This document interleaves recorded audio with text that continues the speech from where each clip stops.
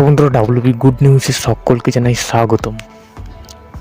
আজকে আমরা দেখে নেব 10টি লোকসভা কেন্দ্রের বামফ্রন্ট, আইএসএফ এবং কংগ্রেস তিন দলের জোটের প্রার্থী, অর্থাৎ যে 10টি লোকসভা আসনে এখনো পর্যন্ত প্রার্থী দেওয়া হয়নি সেই লোকসভা কেন্দ্রে ডায়মন্ড হারবার, ঘাটাল, ব্যারাকপুর, কাঁথি অর্থাৎ 10টি লোকসভা কেন্দ্রের জোটের প্রার্থীর তালিকা করা হচ্ছে এবং মীনাক্ষী মুখার্জি এবং শতরূপ ঘোষ কোন কোন লোকসভা কেন্দ্র থেকে প্রার্থী হচ্ছে এবং আইএসএফের কটি আসনে প্রার্থী দিচ্ছে 10টি লোকসভা আসনের মধ্যে, অর্থাৎ শেষ দফা তুমি যে লোকসভার কটাটি বলবো, অর্থাৎ ব্যারাকপুর লোকসভা কেন্দ্র।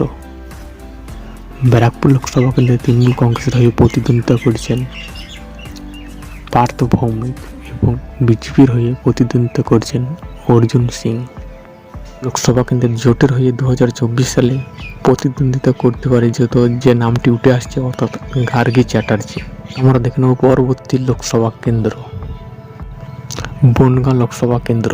বনগাঁ লোকসভা কেন্দ্রে হিন্দু ধর্মের মানুষের বসবাস 60%, মুসলিম ধর্মের মানুষের বসবাস 30%, তপশিলি রয়েছে 10%।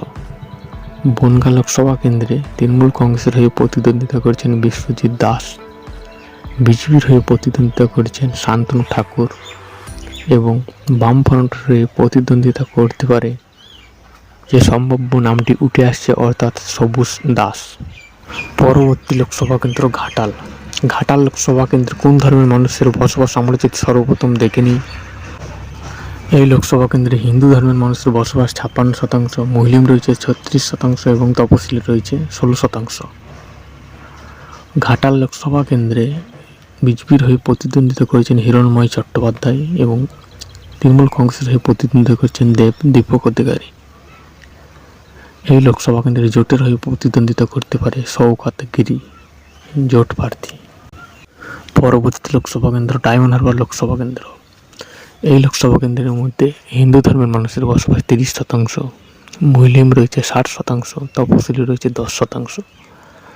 ডায়মন্ড হারবার লোকসভা কেন্দ্রে তৃণমূল কংগ্রেসের হয়ে প্রতিদ্বন্দ্বিতা করছেন অভিষেক বন্দ্যোপাধ্যায় এবং বিজেপির হয়ে প্রতিদ্বন্দ্বিতা করতে পারে মিতালি রায় এবং জোটের হয়ে প্রার্থী হতে পারে অসৎ ভাঙড়ের বিধায়ক নওশাদ সিদ্দিকী। পরবর্তী লোকসভা কেন্দ্র উলুবেড়িয়া লোকসভা কেন্দ্রে হিন্দু ধর্মের মানুষের বসবাস 36%, মুসলিম ধর্মের মানুষের বসবাস 66%, তপশিলি রয়েছে 18%। উলুবেড়িয়া লোকসভা কেন্দ্রে তৃণমূল কংগ্রেসের হয়ে প্রতিদ্বন্দ্বিতা করেছেন শাস্তা আহমেদ। জোটের হয়ে 2024 প্রতিদ্বন্দ্বিতা করতে পারে আইএসএফ প্রার্থী, অর্থাৎ উলুবেড়িয়া আসন থেকে নাসির উদ্দিন মীর, আইএসএফ প্রার্থী। পরবর্তী লোকসভা কেন্দ্র আরামবাগ লোকসভা কেন্দ্রে তৃণমূল কংগ্রেসের হয়ে প্রতিদ্বন্দ্বিতা করেছেন মিতালি বাগ এবং বিজেপির হয়ে প্রতিদ্বন্দ্বিতা করেছেন অরূপকান্তি দিগ্গর। এই লোকসভা কেন্দ্রে হিন্দু ধর্মের মানুষের বসবাস 66%, মুসলিম রয়েছে 20%, তপশিলি রয়েছে 14%। জোটের হয়ে প্রতিদ্বন্দ্বিতা করতে পারে শক্তিমোহন মল্লিক, জোটের প্রার্থী।